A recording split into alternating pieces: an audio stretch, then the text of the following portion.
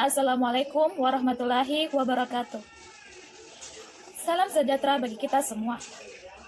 Segala puji bagi Allah Subhanahu wa Ta'ala yang telah memberikan kita rahmat dan hidayah sehingga saya sempat untuk mempresentasikan analisis kasus.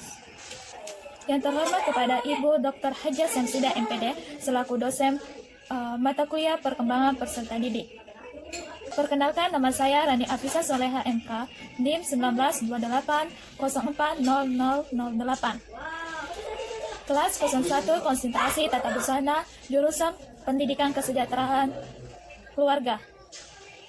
Pada kesempatan kali ini, saya akan menganalisis kasus tentang peserta didik yang sulit mengendalikan emosinya. Pada kesempatan kali ini, saya akan membawakan deskripsi kasus, kronologi kasus, teori pendukung terhadap kasus tersebut, dan estimasi solusi terhadap peserta didik yang sulit mengendalikan emosinya. Pertama-tama, saya akan membahas tentang deskripsi kasus, yaitu kasus peserta didik yang sulit mengendalikan emosinya, di mana seorang siswa SMP ini memiliki sikap periang dan agresif. Ia mempunyai kebiasaan menjahili teman-temannya di lingkungannya. Sehingga subjek kasus ini dijuluki sebagai anak yang bandel.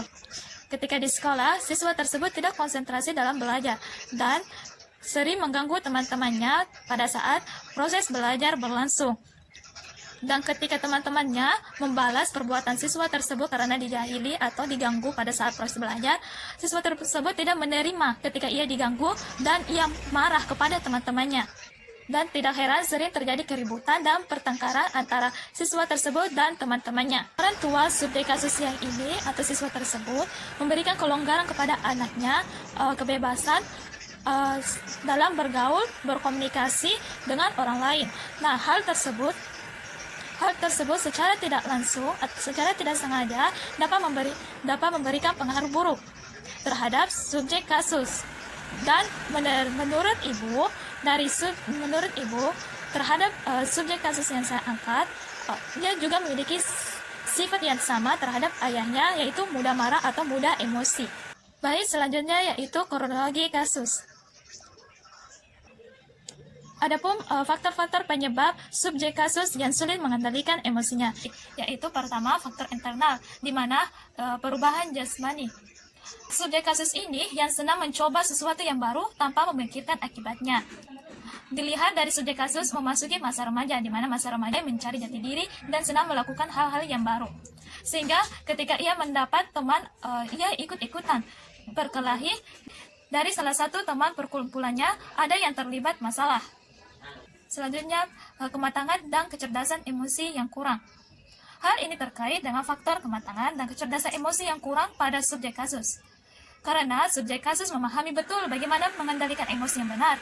Ia hanya melakukan apa yang menurutnya itu menyenangkan dan menantang tanpa memikirkan bagaimana akibat dari emosi dirinya yang tidak terkendali, seperti melakukan keributan di sekolah, melakukan pelanggaran lain-lain yang dilanggar. Kemudian dilihat dari faktor eksternal, di mana terjadi karena pola asuh orang tua. Orang tua subjek kasus yang kurang pengawasan terhadap subjek kasus, sehingga anaknya tidak takut melakukan tindakan yang menurutnya menantang, seperti terlibat perkelahian. Menurut ibu, subjek kasus tersebut menurun kepada ayahnya yang mudah marah. Kemudian selanjutnya yaitu pergaulan dengan teman di lingkungan masyarakat. Diketahui subjek kasus terbiasa berkumpul dengan teman-teman di lingkungan yang sering berbicara dan berperilaku kasar. Nah, akhirnya subjek kasus ini berbicara kasar dan perilaku kasar sudah menjadi suatu kebiasaan buruk yang sering dilakukan oleh subjek kasus tersebut. Baik, pembahasan selanjutnya yaitu tentang teori pendukung terhadap peserta didik yang sulit mengendalikan emosinya.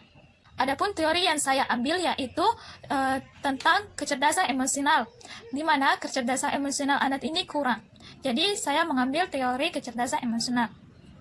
Menurut para pakar, Slavi dan Mayer mendefinisikan kecerdasan emosional adalah himpunan bagian dari kecerdasan sosial yang melibatkan kemampuan memantau perasaan sosial, yang melibatkan kemampuan pada orang lain, memilah-milah semuanya, dan menggunakan informasi ini untuk membimbing pikiran dan tindakan. Selanjutnya yaitu menurut Brown, yaitu mendefinisikan kecerdasan emosional sebagai serangkaian kemampuan pribadi Emosi dan sosial mempengaruhi kemampuan seseorang untuk berhasil dalam mengatasi tuntutan dan tekanan lingkungan. Nah, sedangkan Gleaman mendefinisikan bahwa memandang kecerdasan emosional adalah kemampuan seseorang mengatur kehidupan emosinya dengan inteligensi, menjaga selarasan emosi pengungkapannya, dan mulai terampil kesadaran diri, pengendalian diri, emosi diri, empati, dan keterampilan sosial. Jadi, dapat diartikan bahwa kecerdasan emosional meliputi kemampuan mengungkap perasaan, kesadaran, serta pemahaman terjadi tentang emosi. Kemampuan untuk mengatur dan mengendalikan kecerdasan emosi dapat juga diartikan sebagai kemampuan mental membuat kita mengendalikan dan memahami perasaan kita, dan orang lain menuntut kepada kemampuan untuk mengatur perasaan-perasaan tersebut. Kedua, apa penting kecerdasan emosional? Nah, kecerdasan emosional ialah memiliki kesinambungan yang erat dengan hal-hal yang positif jika remaja dapat mengendalikan dirinya. Memang dibutuhkan proses agar seseorang dapat mencapai tingkat kecerdasan emosi yang baik. Ketiga, yaitu hubungan serta penerapan dalam pembelajaran peserta didik. Banyak faktor yang mempengaruhi perkembangan emosi remaja. Faktor tersebut antara lain kepribadian lingkungan, pengalaman, kebudayaan, dan pendidikan. Hubungan dengan hal yang tersebut, seorang memiliki kecerdasan emosi yang baik diharap dapat menampilkan sikap berpikir yang tercermin dari cara berpikir yang logis, cepat, menyampaikan kemampuan abstraksi yang baik, mampu mendeteksi, menafsir, menyimpulkan, mengevaluasi, dan mengingat, menyelesaikan masalah dengan baik, bertindak terarah sesuai dengan tingkat kematangan yang baik. Apabila dikaitkan dengan proses belajar, maka kecerdasan emosi merupakan salah satu faktor yang juga turut menentukan prestasi.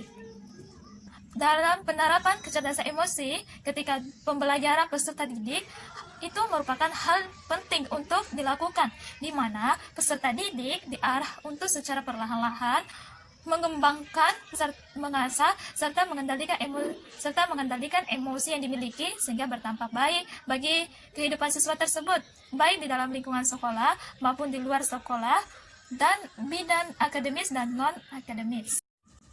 Adapun estimasi solusi yang saya berikan yaitu pertama, peran orang tua, di mana peran orang tua menanamkan pola asuh yang baik kepada anaknya sejak dini. Kedua, yaitu membekali anaknya dengan baik dasar moral dan agama.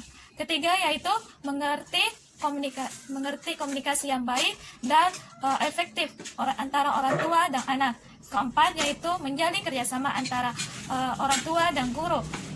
Kelima, yang terakhir, yaitu menjadi tokoh panutan bagi anaknya agar lebih baik dalam berperilaku maupun dalam hal yang menjaga lingkungan yang sehat. Kedua, yaitu para guru. Pertama, yaitu bersahabat dengan siswa. Kedua, yaitu memberikan keluasan kepada siswa untuk mengekspresikan diri pada kegiatan ekstrakurikuler, menyediakan sarana dan prasarana bermain dan olahraga. Yaitu kemudian meningkatkan peran dan pemberdayaan guru BP. Ya, kemudian remaja pandai memilih teman dan lingkungan yang baik, serta orang tua memberikan arahan. Selanjutnya, remaja membentuk ketahanan diri agar tidak terpengaruh jika ternyata teman sebayanya atau aktivitas yang tidak sesuai dengan harapannya. Yaitu yang terakhir adalah tentang diri sendiri, peran diri sendiri atau remaja itu sendiri maka harus berperilaku hidup sehat, di mana remaja harus bersikap hidup sehat. Terdiri yaitu ada 4, yaitu mengerti tujuan hidup, memahami faktor hambatan maupun pendukung perkembangan kematangannya, yaitu bergaul dengan bijak, terus-menerus memperbaiki diri atau mengkoreksi diri sendiri. Itulah tadi beberapa peran dari estimasi solusi yang harus diberikan kepada peserta didik yang sulit mengendalikan emosinya. Baik, adapun kesimpulan dari peserta didik yang sulit mengendalikan emosi, yaitu emosi merupakan salah satu hal yang terjadi pada semua orang. Jika orang tersebut tidak bisa mengendalikan emosi tersebut, terjadi hal-hal yang buruk. Pertama, melakukan kekerasan dan pertengkaran antara kedua pihak.